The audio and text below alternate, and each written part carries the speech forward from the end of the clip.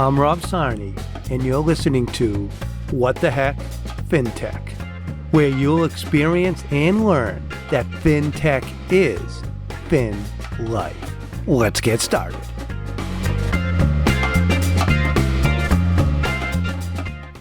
Welcome back to part 2 with Cristina Palladino. If you didn't hear part 1, please go back and listen to her amazing background and how she got into digital currencies, regulation, and compliance, and how companies need to build a compliance and regulatory culture. Now, I love when, because you've been talking about stablecoin, in all these stories.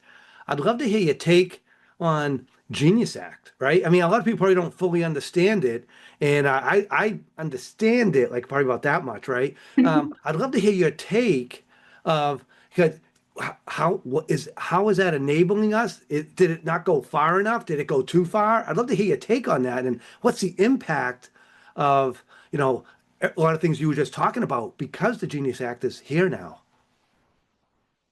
The easiest way to understand the Genius Act is that it makes stablecoin feel like regular money. So you can trust that every digital dollar is going to be backed and regulated and redeemable, and you don't necessarily need to fully understand the blockchain to use it safely. But the Genius Act is going to ensure that there is a backing, so you're safe with your money. Does not mean that there's insurance like FDIC backing it, but there is a 1-to-1 ratio where whatever you're putting into stablecoin, that company has to have a reserve for it. The Genius Act is still a little vague, where we would love to see more guidance, and we're waiting. Hopefully the Clarity Act does come to play and does pass.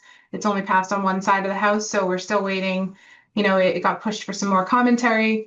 But the Clarity Act, with, no pun intended, is supposed to bring some more clear guidelines on, here are the guardrails, here are the frameworks you need to have in place. There's a little bit of that with the Genius Act, but not a lot. So it's still very gray, still very new. But the biggest takeaway is that it should feel like your regular money. It should feel safe. It should feel trustworthy.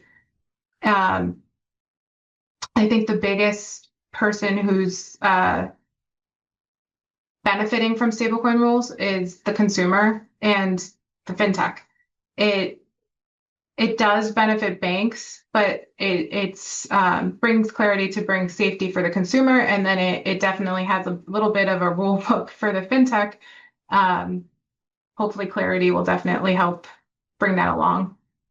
Yeah, I mean, the thing I love about it, it's USD backed, right? So, I mean, that's huge, right? From the volatility standpoint, right? But it brings all that frictionless finance to the process. But people say, oh no, blockchain, oh, I'm scared, right? And the whole, like a year, maybe 2 years now, FTX, right? How that was just good old fashioned fraud. And it really had nothing, well, it had something to do with, blockchain, but it really was just good old fashioned Enron fraud, right? Yeah, in my opinion. I could be wrong with that. But people equate, like, when they hear that stuff to that, and that's like, no, right? How do you get people through those knot holes sometimes?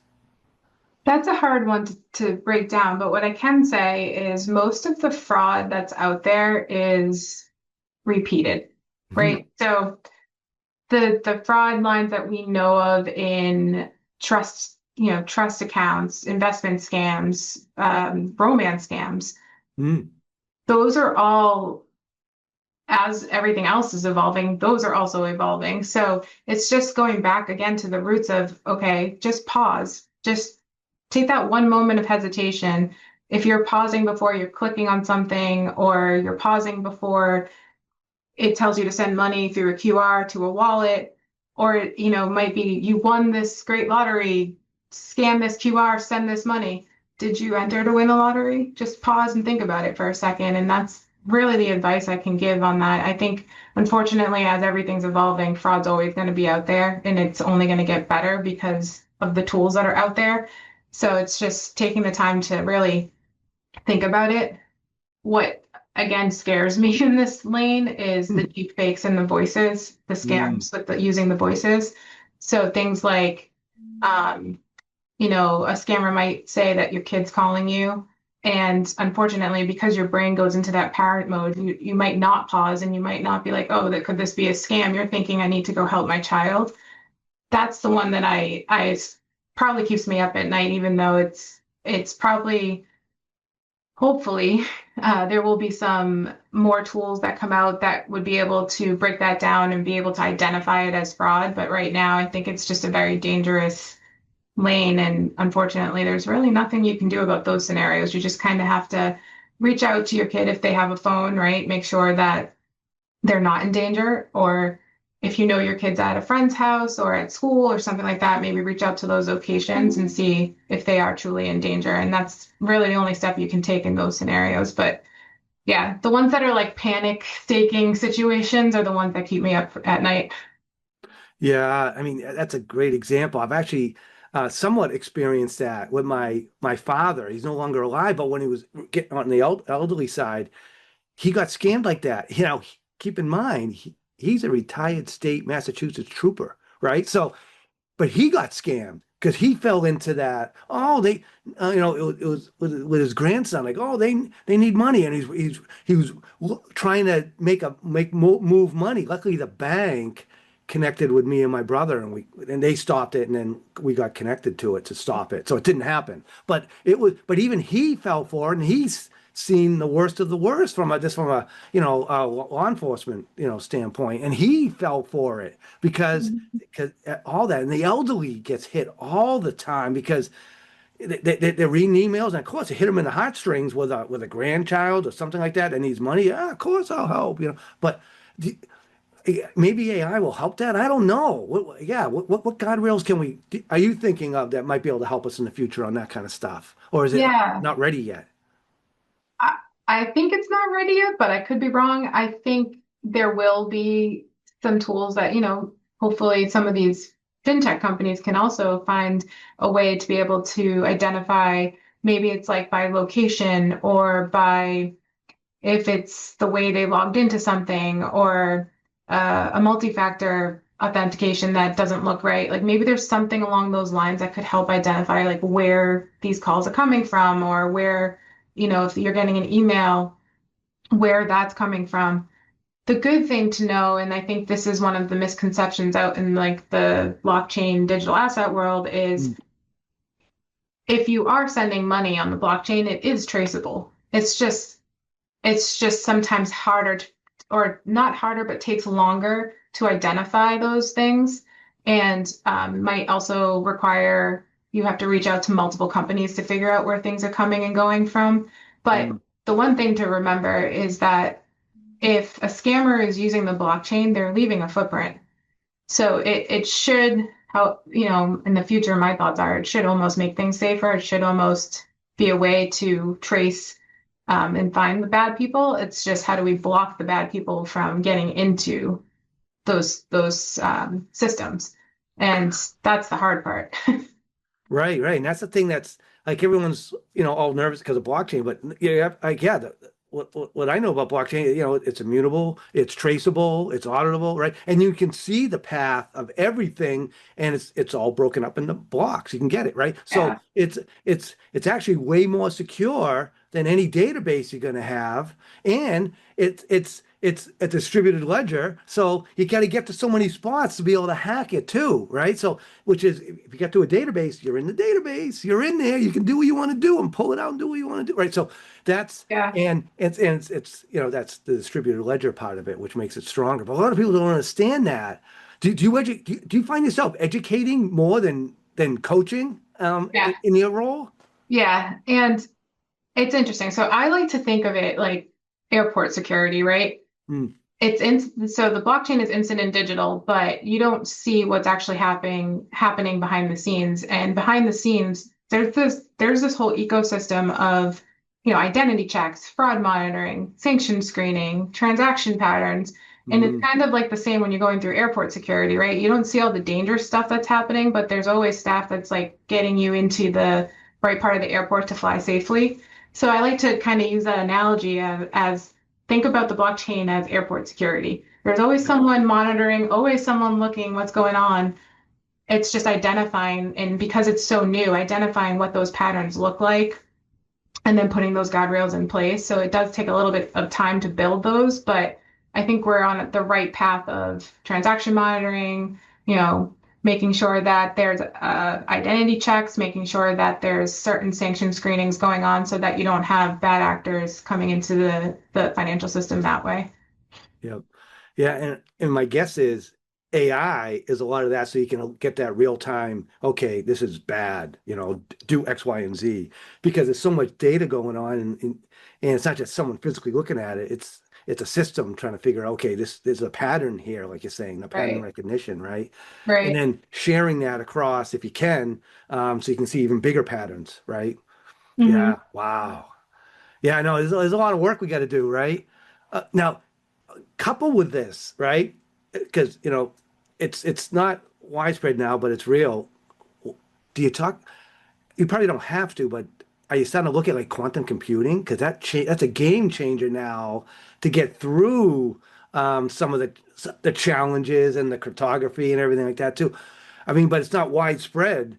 Yeah. I mean, it's out there, but what is that that's too early to even talk about that with your clients, or is it something like you gotta be ready because that's coming out in 5, 10 years or 20 years or whatever it is? I really don't know the answer.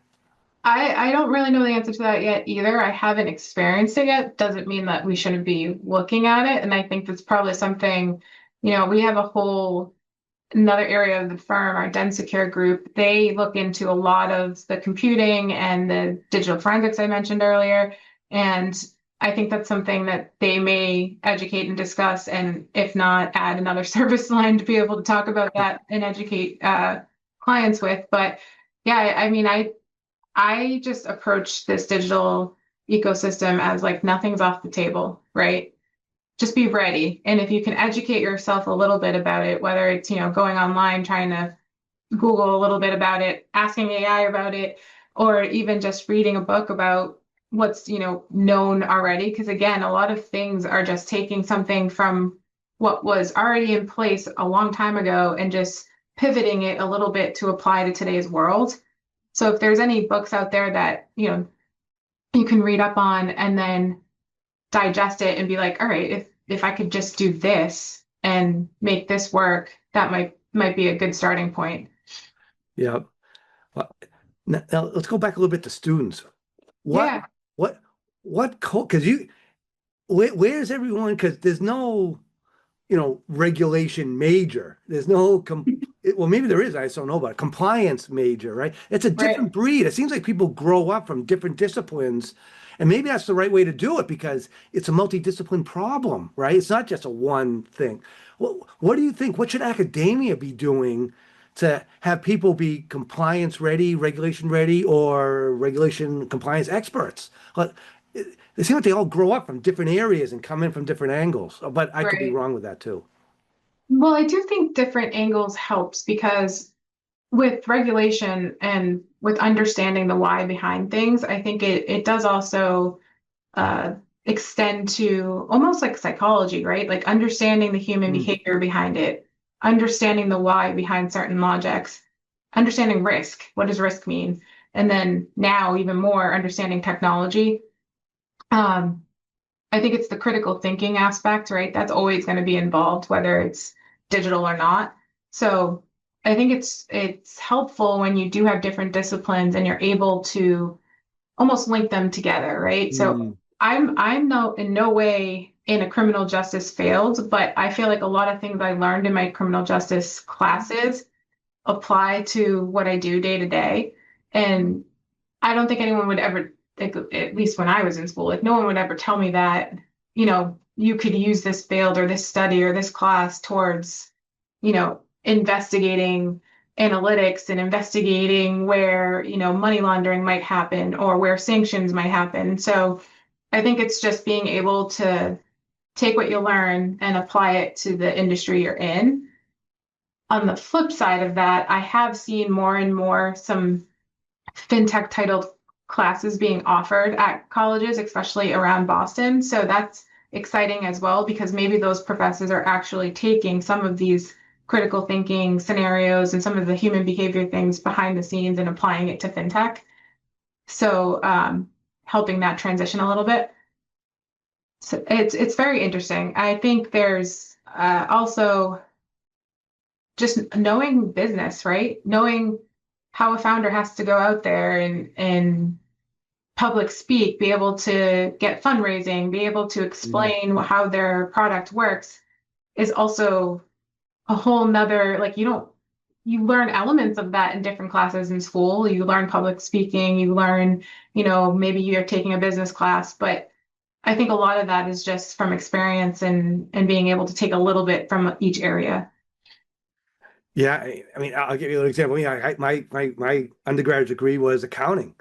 And then I realized I don't want to be an accountant, right? But I liked IT, right? But I never lost that knowledge I had. That helped me so much. And my joke is I was doing fintech before it had a cool name because of that background, Right. right?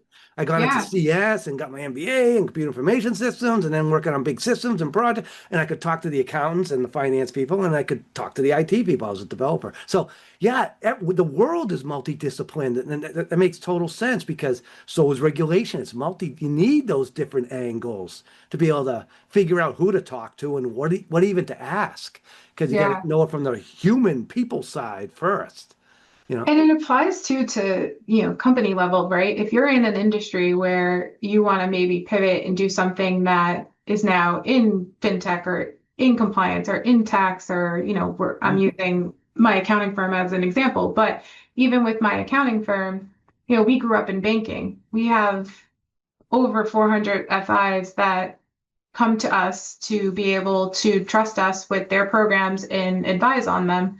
So, we had to pivot too. We had to say, okay, what are we doing in the FI space that we can bring Mhm. over to the technology space and Mhm. offer the same exact guidance we're offering to our FIs, to the fintechs, to the technology companies, and add value, right? That's the biggest piece of it. Like, we don't want to just offer something with no value. So, it's just taking what you already know, applying it to the world today, and building off of that. Yeah. Yeah, I mean, what you and and your company brings, well, Woven Company, that's huge. That's huge benefit, especially in this digital world. So, so now look into the future a little bit. Where do you see things going in this space? Next 5, 10 years? If you had a crystal ball, what's your predictions? And what should we be focusing on? And who should we be collaborating with or learning from or all that? Yeah, innovation is not going to stop, right? The world is going to keep evolving. I think money is going to keep moving at the speed of conversation. So it's exciting, but there's also challenges around that.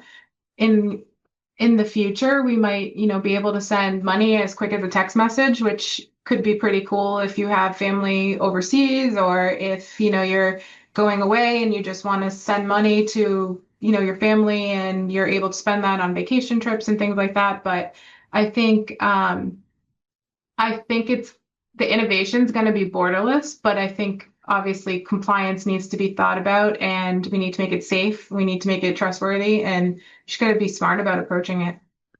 Yeah, and we get this whole international thing. Everything's getting more just over borders, right? I mean, that's a whole nother complexity thing too, because what's on the other side is across the country and it's in different tech, and you don't know what's behind, curtain number two, right? So, but Yeah. you have to like at least have the guardrails in place. Guardrails in place. And again, it's nothing new in the sense of we have correspondent banking, right? We've worked with international companies in the past. It's just it's the digital form of it. So we just have to be able to approach it in a way where the digital form of it is safe and trustworthy with those guardrails. It's definitely interesting. I think it's just history replaying itself in a more modern way, but you can't really predict what's going to happen if people aren't thinking about it safely, right? You just got to be safe. So I got another question. So when you're at Thanksgiving and your elderly uncle or grandparent is saying, what do you do? What the heck? Fintech? No, to bring in the name of this this show. Well, how do you answer that so they understand what you do? Like how do you simplify that for them? Because you're doing some very cool and complex things. I still struggle with this till till this day. But I think the easiest way to explain it is that, if a company came up to me and said, I wanted to launch this cool new product, you know, I'd be the person who would say to them, like, that's a great idea, that's awesome, but how do you make sure it's safe? How do you make sure it's legal? Can we do that? And again, you won't end up in any headlines for, the bad compliance stuff. And maybe it's money laundering, maybe it's drug trafficking, all those things that we don't want to see your name attached to. And it's hard to explain that because I think when you say, Bank Secrecy Act or money laundering, people automatically assume the worst because there's great shows out there like Ozark that people will go to immediately. And it's like, no, I don't do that, but I do a portion of that, and I just make sure that things are safe and compliant and people can move on with their day to day. And it's very hard to explain when you're not familiar with either financials or with compliance, right? So it's like just you got to play it down a little bit. Sometimes you do have to use that, analogy from a show or what's going on in the world today. But every day I'm working on that. If you find a better way for me to explain it, I definitely would take that. Well, bottom line, I love that Ozark reference. I mean, that is awesome with Darlene, and that was a great show. Yeah, that was awesome. And how in like simple areas there's a lot of tech happening behind the scenes, especially with that gambling boat and everything too. Everyone, watch Ozark. You're gonna love it. You'll be gripped on the first episode. The first episode, you're like, whoa, what's going on here? And then it keeps going. It doesn't slow down. It does not slow down. It does not slow down. And it's funny because like I still use the reference. I think that came from, I remember back when I applied for college, you have to write your essay, right? And I was trying to get into criminal justice at the time. And I wrote my whole essay on how I wanted to be Olivia Benson from Law and Order. And I think to this day, there's still a part of me, right? Like I really like the investigative work. I really like being like that detective. So I think being able to explain, like, I'm still doing that in a way, but in a way to be helpful to the financial industry versus, police work or detective work. So it's just fun. Wow. So when you go into a big meeting right before you hear the dun dun I wish. to get you pumped up, you play it on your phone. Playing on my phone on the side, getting my superwoman pose. Yeah, that's right. Start the meeting. Yeah, I love it. That's awesome. Yeah. So Cristina, thank you so much. Now, a lot of people are going to want to talk to you, meet with you, learn from you, get connected with your organization. What's the best way for them to get connected with you? I'd say LinkedIn. Shoot me a message on there. Tell me that you heard the podcast. It will, grab my attention probably faster. But just LinkedIn. My email, I think, is also on LinkedIn. So if you want to shoot me an email. Awesome. Can I put that in the notes of this podcast? So I'll put that right there. Awesome. So you can just click and start talking with you. Yeah. I'm happy to talk to anyone. Happy to answer some questions. If you're interested in compliance, let me know. So. Wow. Yeah. So I got to hang out more. I get the Law and Order stuff, the Ozark. I want to see that in action, and the digital side too. That's awesome. I'm paying good money for Netflix to see all that. I could just hang out with you just to see it. Wow. Right. Netflix should pay us. I mean, come on. You should have your own show. Oh. Then we can call What the Heck Fintech. And everyone's like, what's that? Okay. There we go. I just came up with some fintech gold there, right there. Stay tuned. Stay tuned, everybody. Cristina, thank you so much. I really appreciate it. You've educated us. You got to see a side that has not been talked about in this podcast at all. And boy, what the learning, I learned a ton. I know the audience learned a ton right now from you. Thank you so much. I really appreciate it. Thank you. Thank you for having me. Awesome. And I want to say, hey, thank you, everybody. Thank you for listening to What the Heck Fintech. Make sure you tune into our next episode as we continue to interview fintech leaders and share real-world stories from across the fintech ecosystem so you can fully understand that fintech is fin life.